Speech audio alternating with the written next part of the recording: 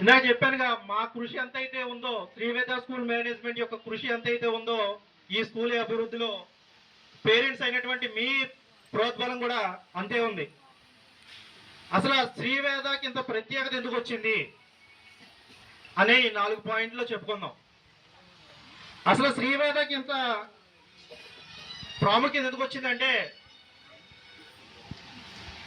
పిల్లలకు సంబంధించినంత వరకు చిన్నది పెద్దది విషయం అన్నింటినీ కూడా పేరెంట్స్ కి ప్రతి నిమిషం కూడా చేరవేస్తాం. ఏ రోజైనా ఫోన్ కాల్ రాకుండా ఉందా అండి మీకు? ఎవ్రీడే ఫోన్ కాల్ వస్తుంది. మీ బాబు వచ్చాడా రాలేదా, హోంవర్క్ చేశాడా చేయలేదా. సరే, అదేవిధంగా సంస్కృతి సంప్రదాయాల పట్ల కూడా ప్రత్యేకమైన శ్రద్ధ వహించడం జరుగుతుంది. ఎంతమంది పేరెంట్స్ కి పిల్లల పాదాభివందనం చేస్తున్నారు పొద్దున్న లేచిన తర్వాత?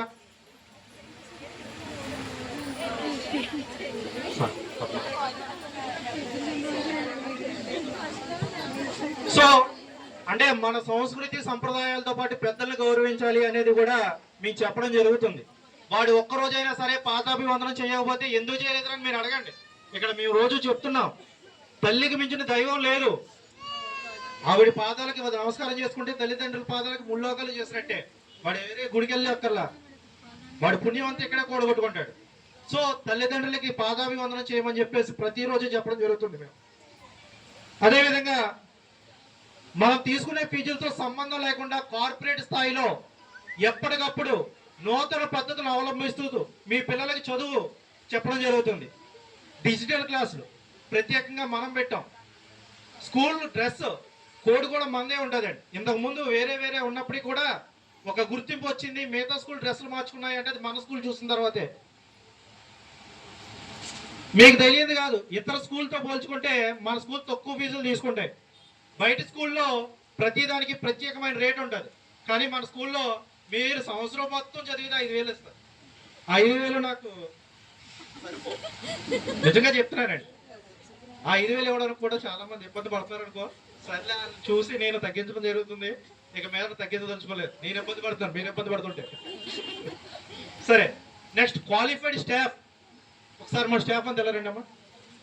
మరీ ముఖ్యంగా నేను చెప్పుకోవాల్సింది ఏంటంటే స్టాఫ్ అంతా ఒకసారి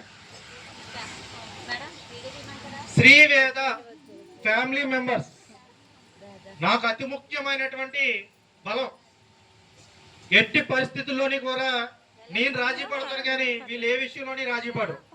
ఒక పేరెంట్స్ తో మాట్లాడాలన్నా, వర్కుల విషయంలో కానీ, చదువు విషయంలో కానీ, ఫోన్ కాల్స్ విషయంలో కానీ ఎవ్రీ మినిట్ మీ కాంటాక్ట్ లో ఉంటారు. ఎట్టి పరిస్థితుల్లోని ఫోన్లే అమ్మా ఈ రోజు నీరసంగా ఉంటే లిమిట్ అన్నా సరే, లేదు సార్ నేను ఫోన్ కాల్ చేసిన తర్వాత నేను రెస్ట్ తీసుకుంటానండి. లేదంటే భోజనం తినిపించే టైంలో, మీ పిల్లవాడికి భోజనం తినిపించాలంటే ఎంతసేపు పడుతుంది ఇంటి దగ్గర? ఒక బాబుకి తినిపించాలంటే ఎంతసేపు పడుతుంది? గంట.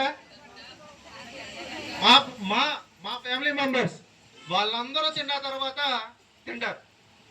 మీ పిల్లల జాగ్రత్త కంటే మా పిల్లలు అనుకొని మేము చూసుకుంటాం. సో నాకు అతి ముఖ్యమైన ఫ్యామిలీ మెంబర్స్ ఎవరైనా ఉన్నారంటే మా స్టాఫ్ అని నేను గౌరవంగా చెప్తాను. ప్రతి మీటింగ్కి చెప్తాను, వీళ్ళే నాకు కొండంత బలం అని. ఎందుకంటే వీళ్ళు జాగ్రత్త తీసుకోకపోతే ఇంతమంది పేరెంట్స్ ముందు నేను మాట్లాడలేను. సో వీళ్ళకి ప్రత్యేకమైన కృతజ్ఞతలు తెలియజేసుకుంటున్నాను.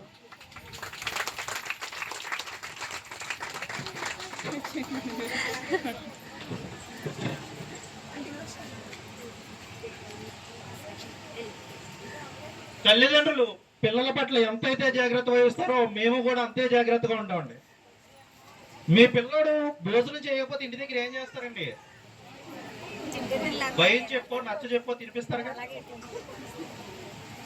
మేము బాబు తినరా అని కొట్టం, బాబు తినరా అని బతిమలాడతాం.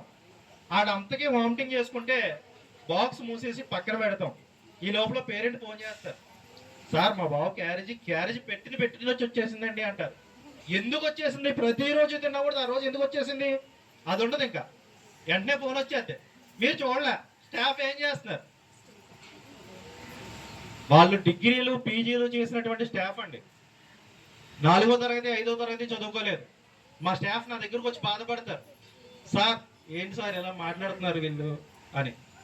అమ్మ తెలియదు కదా, కంగారు పడకండి, మనమే చెప్పుకోవాలి వాళ్ళకి అని చెప్పడం జరుగుతుంది. సరే వాడు భోజనం చేయలేదు, వదిలేసాడు. ఆఫ్టర్ 2:30కి మళ్ళీ గుర్తు చేస్తాం, ఒరే భోజనం చేస్తావా, నీకు ఆకలేస్తుందా? మీరు అడుగుతారా అలాగా? ఒంట్లో బాగాలేదేమో పడుకరా వెళ్ళి తర్వాత చూద్దాంలే అంటారు. మళ్ళీ ఈవినింగ్ గుర్తు వస్తుంది మీకు. కానీ మీరు 2:30కి మళ్ళీ అడుగుతామండి, రే బాబు ఆకలేస్తుందా నీకు, తిను అంటాం. సో మీరు చూసుకునే కేరింగ్ కంటే మేము చూసుకునే కేరింగ్ 100% ఎక్కువ నేను చెప్పగలను.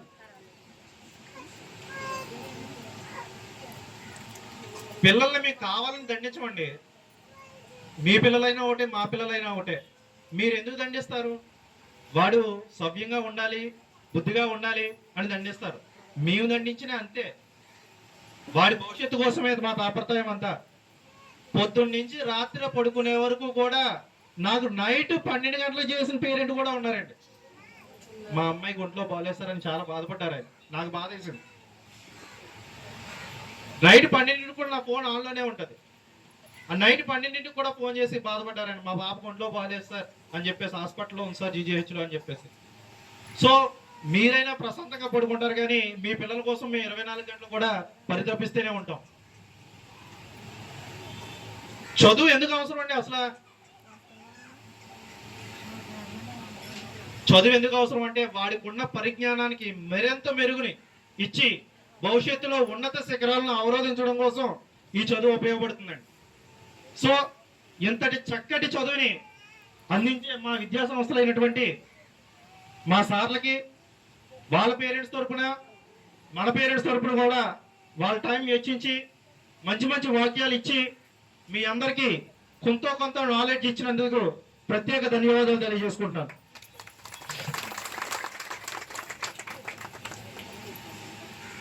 గురుగారు ఇందాక మా సార్ విష్ణు సార్ చెప్పారండి, ఏ వాతావరణంలో పెరిగితే వాళ్ళు ఆ వాతావరణాన్ని అవలంబిస్తారు అని. సో దానికోసం ఒక కథ చెప్తాను. ఒక రాజుగారు ఉన్నారండి. ఆయన ఒక